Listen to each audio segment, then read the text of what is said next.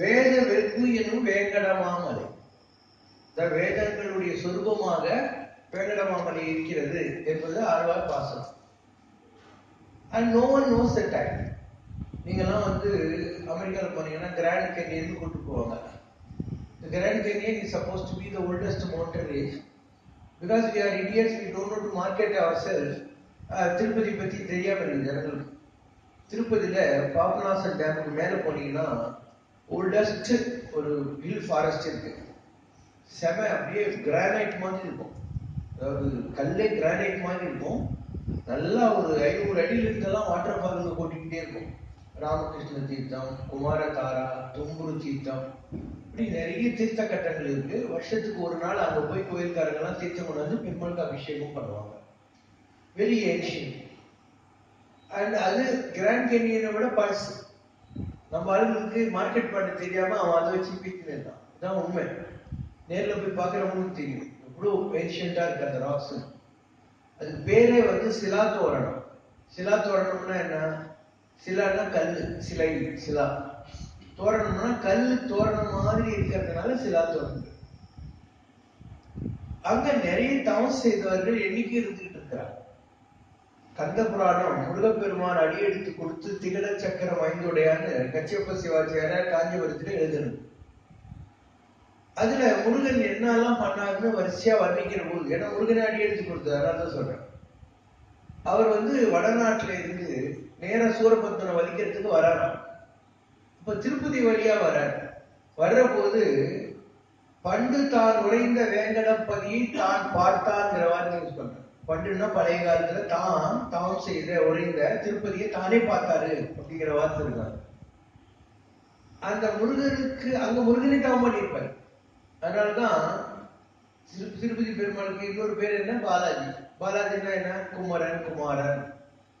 அங்க இருக்கிற அருவிக்கு பேர் என்ன? குமார தாரா, முருகனுடைய அருவின்னு அர்த்தம்.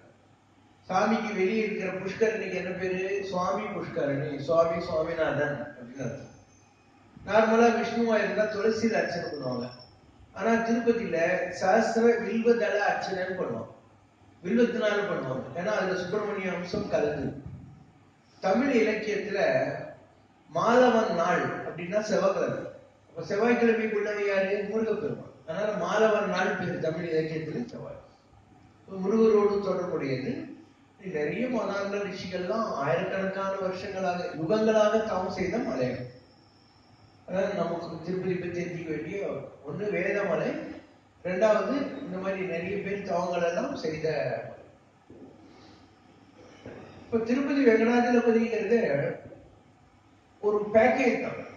வேரியஸ் டேட்டாஸை கம்ப்யூட்டர்ல ஃபீட் பண்ணா ஒரு ப்ரோக்ராம் வரும். அந்த மாதிரி various datas are fed for the emergency of Srinivasa Perumal. Ramayana காலத்துல வேதவதின்னு ஒரு ஜிந்தான். அவர் ராமர் மேல ஆசைப்பட்டு நாம 2 பேரும் கல்யாணம் கட்டிக்கணும்னா அவர் சொன்னார், இந்த பிறவிதான் நான் ஒரே மனைவி தான் எனக்கு, ஏகபத்தினி விரதம், இன்னொரு பிறவியிலும் ஆசையை நிறைவேற்றுறேன்னு வாக்கு கொடுத்துட்டார். அந்த நிறைவேறாத ஆசை எப்போ? திரேதா யுகத்துல ராமர் காலத்துல இருந்ததை நிறைவேற்றுறதுக்காக கலிகாலத்துல அந்த வேதவதி என்பவள் ஆகாசராஜனுடைய புத்திரி பத்மாவதியாக பிறந்தாள். துவாபர யுகத்துல யசோதை. கிருஷ்ணர் கடவுள் வாய் திறந்தெல்லாம் காட்டினாரு, ஆனா அவன் மண்டலி ஏறல. அதுக்கப்புறம் பின்னால கிருஷ்ணர் அங்க போயிட்டாரு, துவாரகாக்கு போயிட்டாரு. பிருந்தாவனத்துல இருந்து, மதுரால இருந்து. அது வடநாடு, குஜராத். அவளுக்கு ரொம்ப வருத்தமாச்சான். பகவான் எவ்வளவு பெரிய கிருஷ்ணன், அவன் பராக்கிரமம் எல்லாம் இப்ப சொல்றாங்க ஜனங்கள்லாம். நான் தெரியாம அவனை கொஞ்சம் அடிச்சு கொஞ்சம் ரகலை பண்ணிட்டேன். அதனால நான் அவனை இன்னும் நல்லா கவனிச்சுருக்கணும், நல்லா அவனுக்கு பணிவிடை செஞ்சிருக்கணும். பகவானே எனக்கு பிள்ளையா இருந்தானே, வளர்ப்பு மகனாக என்ற தாட் இருந்தது. கிருஷ்ணருக்கு சத்யபாமா ருக்மிணி 2 பேர் கூட கல்யாணம் நடந்த போது, அந்த கல்யாணத்துல அந்த காலத்துல ஏரோப்ளேன் டிக்கெட் வாங்கி கல்யாணத்தை அட்டென்ட் பண்ணிட்டு வர முடியும். சோ யசோதை அட்டென்ட் பண்ணது. அவளுக்கு அது ஒரு குறை இருந்துச்சு, கிருஷ்ணனுடைய கல்யாணத்தை நான் பார்க்கலையே. அந்த டேட்டா சீனிவாச பெருமாள் வருடத்துக்கு வந்த போது அவருடைய வளர்ப்பு தாய் பகுலாமாரியாக வந்து அந்த அம்மாவை போய் ஆகாசராஜன் பொண்ணு தூக்கி பேசி கூட்டு வந்து குபேரன்கிட்ட கடன் வாங்கி சீனிவாசனுக்கு கல்யாணம் பண்ற போது நிறைவேறிச்சு. இப்படி வெங்கடாஜலபதியினுடைய எமர்ஜென்சிக்கு 1000 காரணங்கள் இருக்கு. வேற வேற காலகட்டங்கள் இருந்ததெல்லாம் நிறைவேற்றுவதற்காக அவர் வந்தார். வெங்கடாஜலபதினா யாருன்னா அவர் தான் ராமர், அவர் தான் கிருஷ்ணன். கண்ணார் கடல் சூழ் இலங்கைக்கு இறைவந்தன் விண்ணாகம் பிளக்க சரம் சென உய்த்தாய். இலங்கையில் இருந்த ராவணனுடைய பரந்த மார்பு பிளக்கும்படியாக நீ அம்பை விட்டையே அண்ணா. விண்ணோதனும் வேங்கடவா மலைமே அண்ணா அடியேறினரை கரையாயே. அப்போ ராமனாயிருந்து ராவணன் மேல அம்பு விட்டியே, நீதானே விண்ணோர்கள் தொடு வேங்கடத்துல இருக்கிற பெரியவன். அண்ணா அண்ணா மதிப்புக்குரியவன் அர்த்தம். நிறைய பிராமின் லேடிஸ் ஹஸ்பண்ட் கூட வந்தான்னு அண்ணா வேங்கட மலைமே அண்ணா அப்படின்னு சொல்லிட்டு என் கஷ்டத்தை போக்குங்கிறார். அப்ப அவர் யாரு? ராமன். அடுத்த ப்ரூஃப் என்ன? கௌசல்யா சுப்ரஜா ராமா அவ்வளவுதான். மண்ணு புகழ் கோசல்யை மணிவயிறு வாய்த்தவனே. அதனால ராமன். கிருஷ்ணரா இருந்து நான் சொன்னேன் இல்லையா, யசோதை அந்த மாதிரி வேதவதி ராமாயண காலத்துக்கு யசோதை கோபர யுகத்துல வந்தது. அண்ட் கல்யாணம் எல்லாம் வந்து குபேரகிட்ட கடன் வாங்கினாங்க. இது அவருடையது என்றார். 12 ஆழ்வார்கள்ல ரொம்ப பெரிய ஆழ்வார்கள் சொன்னா முதல் 3 ஆழ்வார்கள், பேயாழ்வார், பூதத்தாழ்வார், பொய்யாழ்வார். இவங்கெல்லாம் ரொம்ப ஏன்ஷியன்ட். அதுக்கப்புறம் தான் வந்து பல வருஷங்கள் கழிச்சு நம்மாழ்வார் காலத்துக்கெல்லாம் அப்புறம் வந்து ராமானுஜர், அப்புறம் வேதாந்தேசி, இப்படி எல்லாம் வச்சு ஒரு ஹியரார்கி வச்சு வைக்குறவர்கள் பெறவங்க. பேயாழ்வார், பூதத்தாழ்வார், பொய்யாழ்வார்லாம் திருப்பதி விசிட் பண்ணியிருக்காங்க. அப்ப என்ன சொல்றாங்க? ஒரு கையில சங்கு, ஒரு கையில சக்கரம், இப்படி எல்லாம் சொல்லி இன்னொரு கையில தாழ் சடை, மான்மழு. மான்மழுவெல்லாம் இருக்கு வெங்கடாஜி. ராமானுஜர் தான் அதை வந்து எடுத்தார். திருமலை மேல் ஈருருவும் ஒன்றாய் இசைந்து எண்ணெய்க்கு பாடுறாங்க. திருப்பதியில சிவனும் பெருமாளும் ரெண்டா ஒன்னா இருக்கு. ஈருருவும் ஓருருவாய் ஈந்து திருமலை மேல் எண்ணெய்க்கு அப்படி பாடினாங்க. அப்ப ஆழ்வார்கள் அந்த மாதிரி பாடுவாங்களா? 2 பேரும் ஒண்ணு. சங்கர நாராயணன் சொல்லு. ஆதிசங்கரன் கேள்வி கேட்கிறார், கச்ச பகவான், பகவான் என்பவன் யார்? அதுக்கு விட என்ன சொல்றார் ஆதிசங்கரர் அவருடைய புக்கு பிரச்சனாகர ரத்னாகரத்துல? சங்கர நாராயண ஆத்ம ஏவ.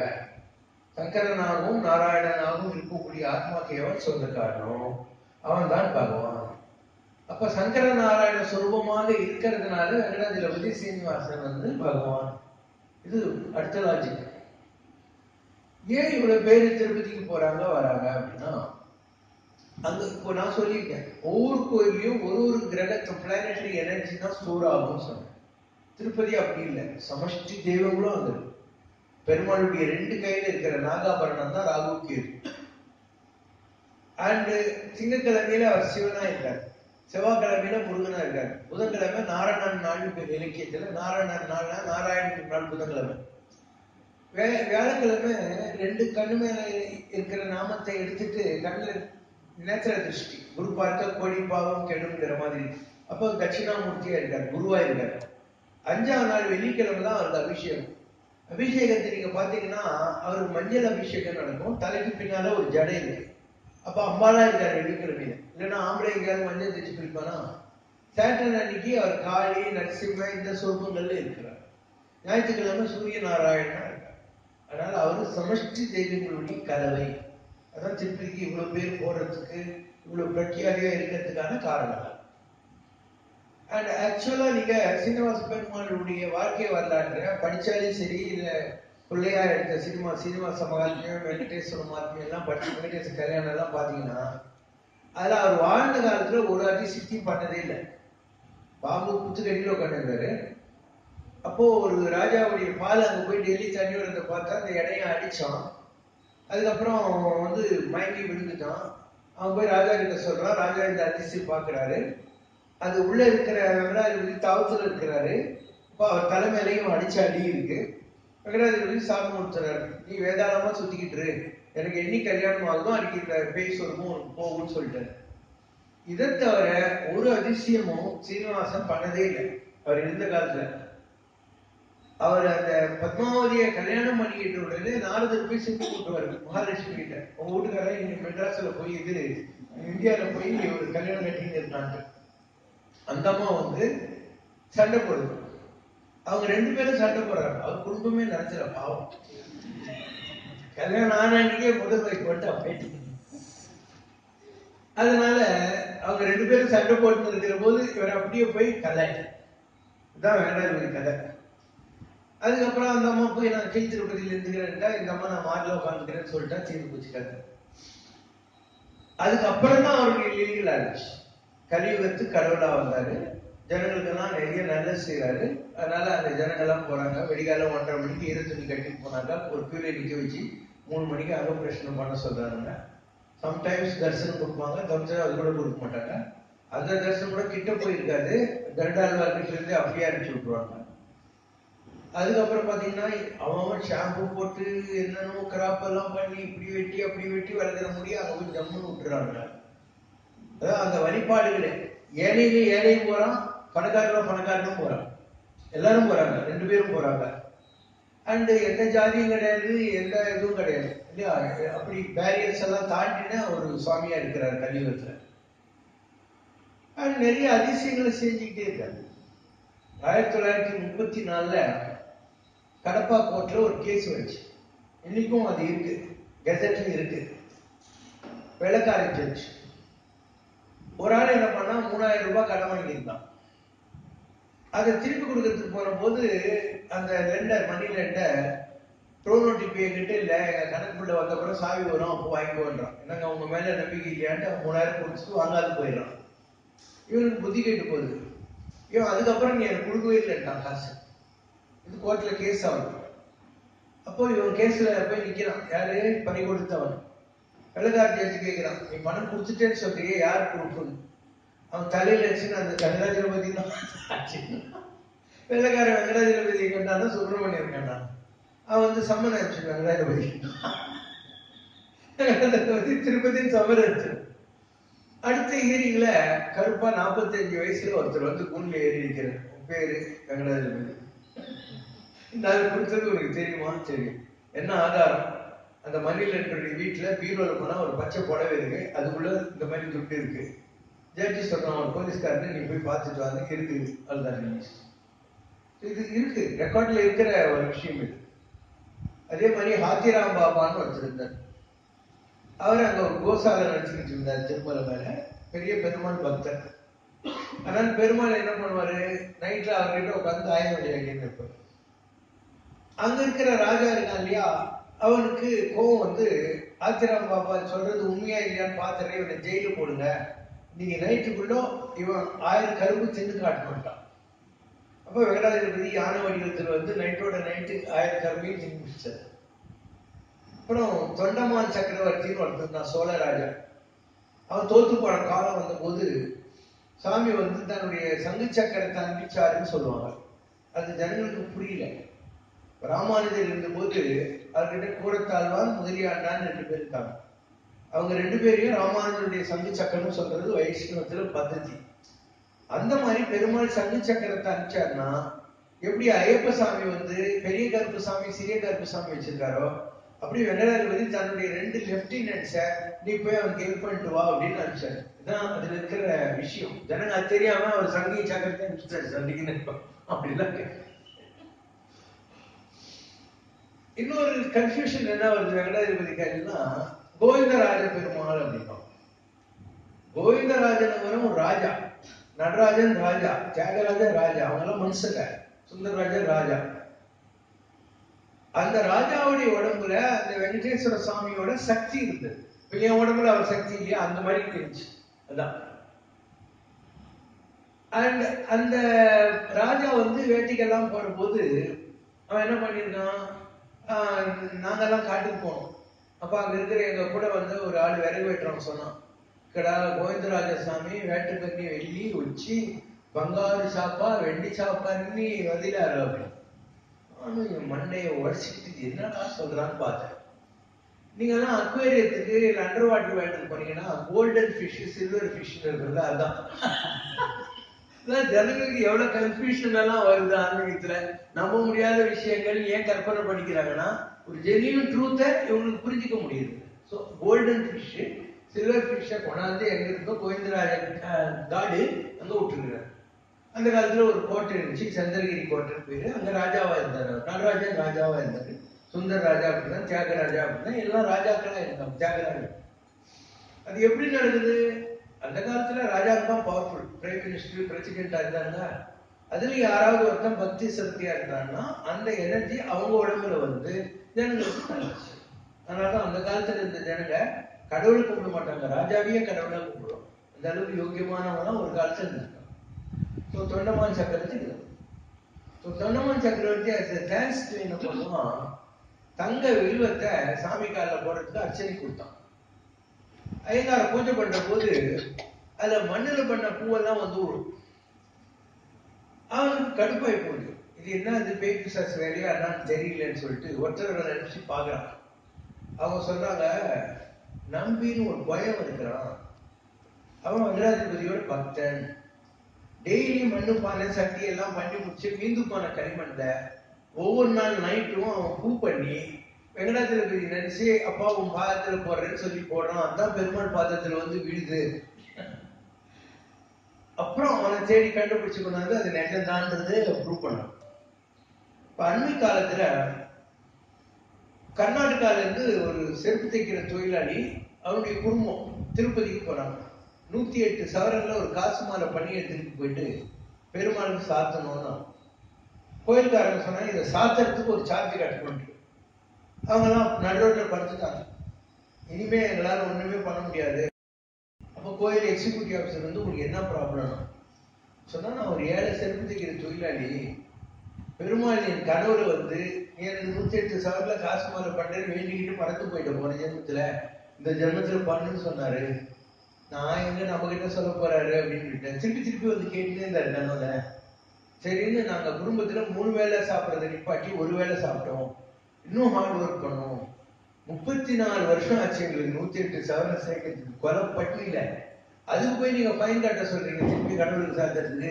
எங்க உடம்புலயும் சக்தி இல்லை, எங்க மனசுலயும் வைராக்கியம் இல்லைன்னு ஒரு ஸ்பெஷல் ஜீவோ போட்டு அது பெருமாளுக்கு சாத்தினாங்க.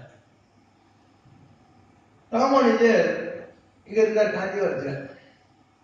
அப்போ ஒரு நாள் சிஷ்யர்கிட்ட பேசுற போது அதுல ஒரு பாட்டு வருது, சிந்து பூந்த அருவியில் அறிவுகள் கொட்டுகிற திருவாங்கட மலை மேல வருது.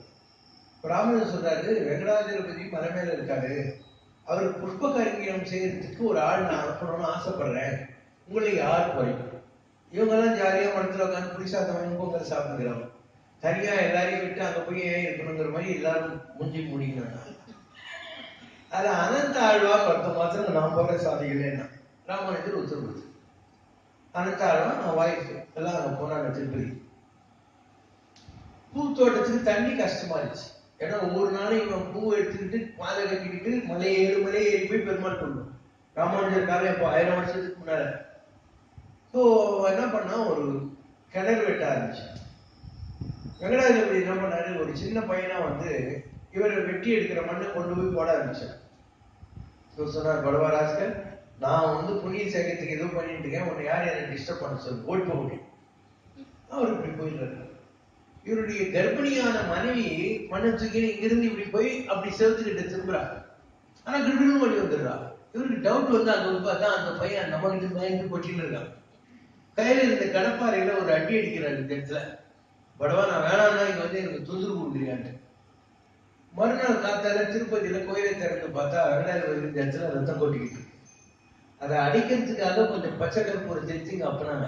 அதனாலதான் வெங்கடாஜலபதிக்கு பச்சை கற்பூரம் போறது. இன்னைக்கும் அந்த கடப்பாறை அங்க மாட்டிருப்பாங்க. நீங்க அந்த மெயின் கேட்ல நுழைகிற போது அனந்தாழ்வானுடைய கடப்பாறைன்னு மாட்டிருப்பாங்க. Real incident. அதனாலதான் பச்சை கற்பூரம் வைக்கிற வழிபாடு.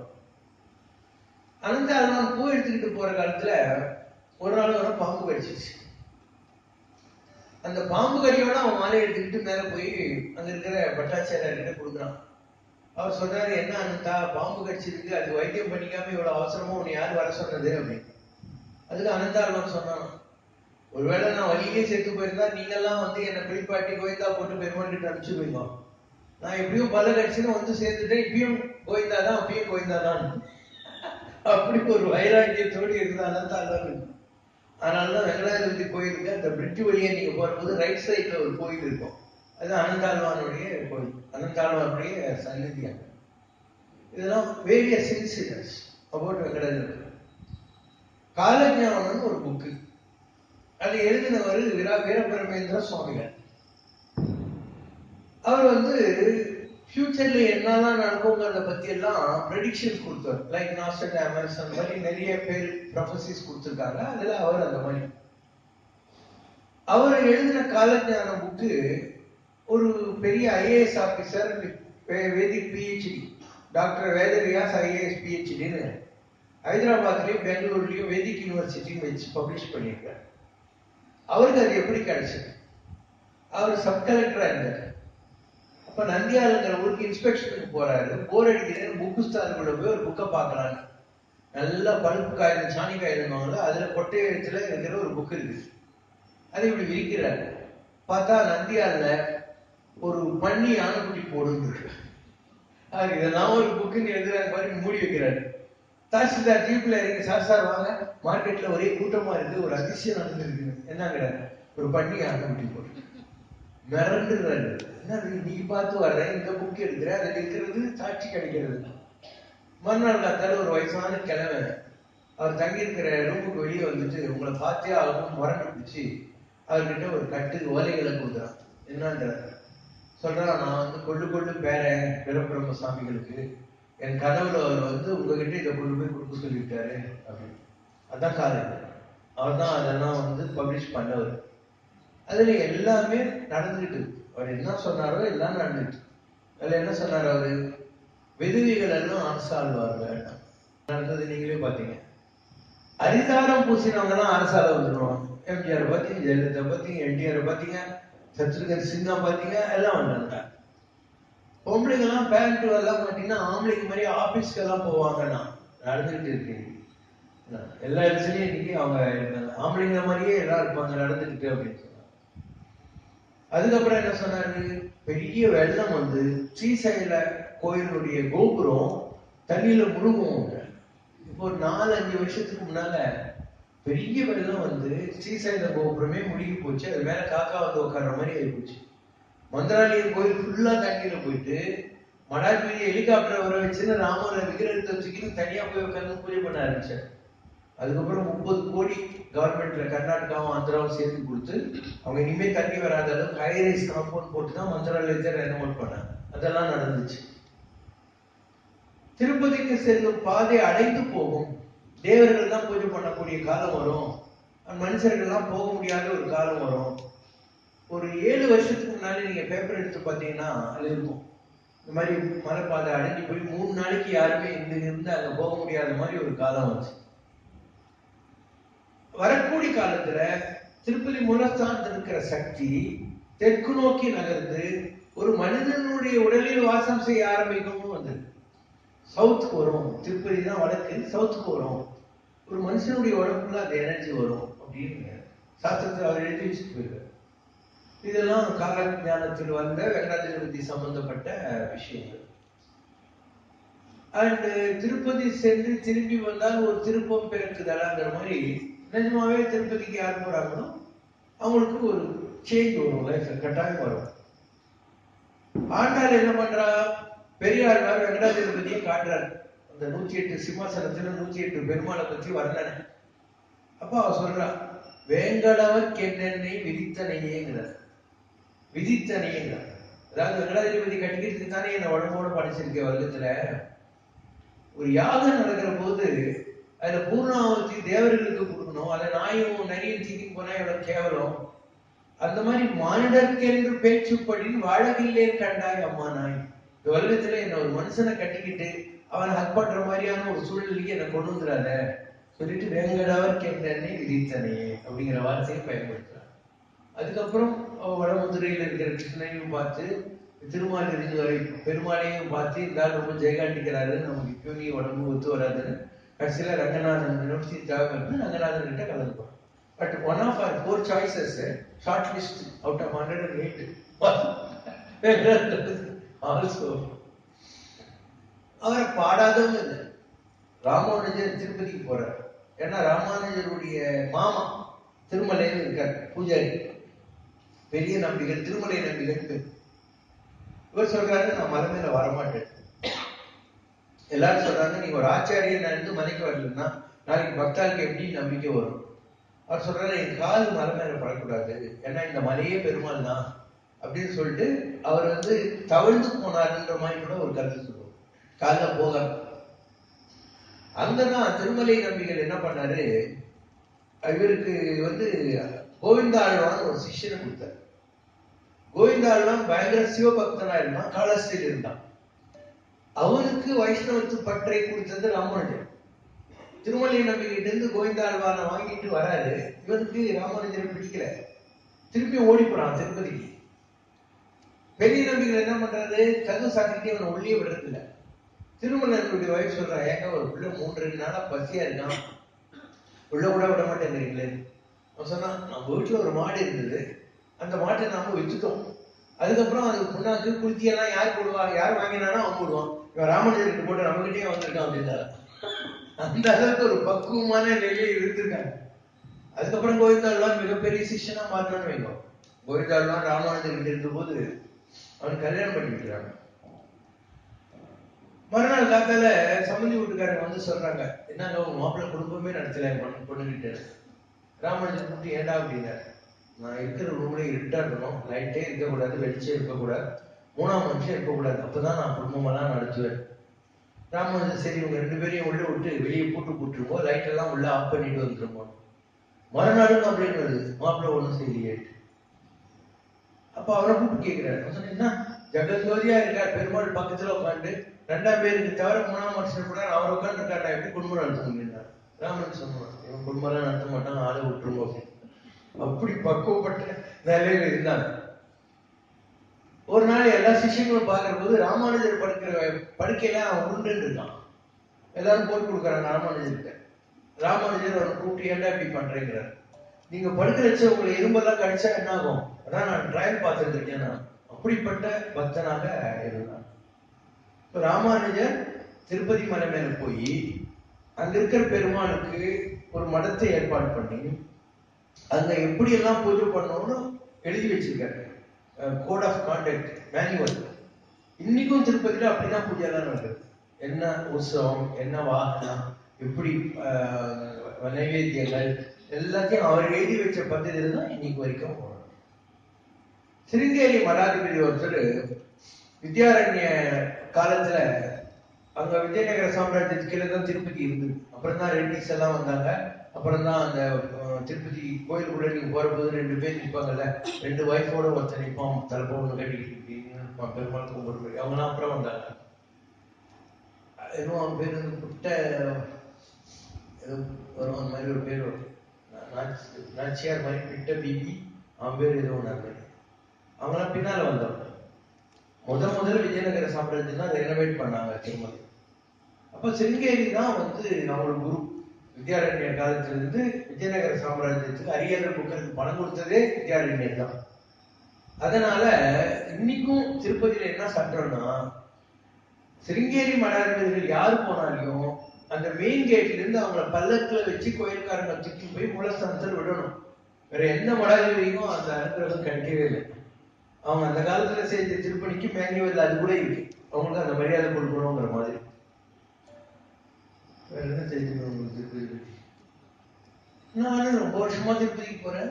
திருப்பதி மலை மேல எல்லாம் போய் தவத்தெல்லாம் பண்ணிட்டு வந்திருக்கேன். குமாரத்தாரா, ராமகிருஷ்ண தீர்த்தம், தும்புர் தீர்த்தம் உட்காந்து தவம் பண்ணிட்டு வந்திருக்கேன். திருப்பதிக்கு ரெகுலரா போவேன் நான். அண்ட் ஒரு தடவை எனக்கு ஒரு டவுட் வந்துச்சு.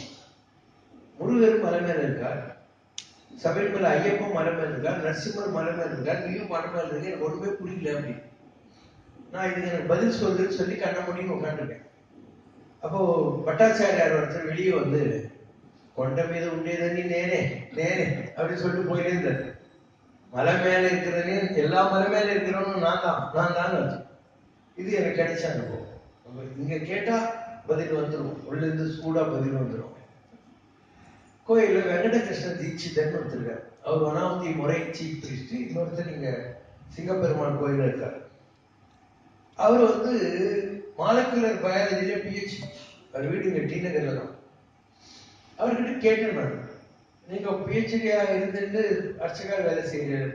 அவர் சொன்னார், PhD படிச்சுட்டு எவன் வேணா டேபிள் சேர் போட்டு குமாச வேலைக்கு போவான், பெருமாளை தொட்டு பூஜை பண்ற பாக்கியம் கிடைக்குமா, அதான் இதை நான் பண்ணிட்டு இருக்கேன்னு. இது அடுத்த ஒரு பெரிய விஷயம். இன்னைக்கு ஆந்திரா கவர்மெண்டினுடைய மேஜர் சோர்ஸ் ஆஃப் இன்கமே திருப்பதி உண்டி தான். அது நல்லா மெயின்டைன் பண்றாங்க. பிகாஸ் அதுக்கு தனியா டிடிடி தேவஸ்தானம் வச்சிருக்காங்க. ஏதாவது ஒரு டெவலப்மெண்ட் பண்ணிக்கிட்டே இருப்பாங்க. ஸோ யூனிவர்சிட்டி நடத்துறாங்க, மெடிக்கல் காலேஜ் நடத்துறாங்க, அண்டு அங்கே ஹாஸ்பிட்டல் நடத்துறாங்க, இஷ்டத்துக்கு பில்டிங் கட்டி வாடகைக்கு விடுறாங்க, வேத பாடசாலை நடத்துறாங்க. சிலாந்தோரணத்துக்கிட்ட 4 பேருக்கு ஒரு வாத்தியாரை போட்டு கியூட்டா பில்டிங் கட்டி விட்டுருப்பாங்க, அதெல்லாம் நடத்துறாங்க. ஒரு மியூசியம் வச்சிருக்காங்க. Developing the beauty of Perumal. Haridwar, இது ரிஷிகேஷ், இந்த மாதிரி பல ஊர்கள்ல தேவஸ்தான கோயில் கட்டி இங்கிருந்து ஆட்கள் அனுப்பிச்சிருக்காங்க. இப்போ அமெரிக்காலெல்லாம் கோயில் கட்டுறாங்கன்னா இங்கிருந்து இவங்க சிலைகள் எல்லாம் அவங்க ஃப்ரீயா கொடுக்குறாங்க. பத்ரி நாராயணன் கோயிலுக்கு 2 துவாரபாலர்கள் இங்கிருந்து அனுப்பிச்சிருக்காங்க. அதனால நிறைய கோயில் திருப்பணியும் செய்யறாங்க, கல்வி, மருத்துவம், இது சார்ந்த தொழில்களையும் செய்யறாங்க. Very big budget temple. The monthly income seems to be 100 crores per month. Compared to the world standard, that's nothing. But Perumal don't need money. என்னதுக்கு அவர் காசு? அதனால தனக்கு வேண்டிய அமௌண்ட் அவர் ஜெயிக்குவாரு, தேவையில்லாம உட்காந்துட்டு இருக்கிறது.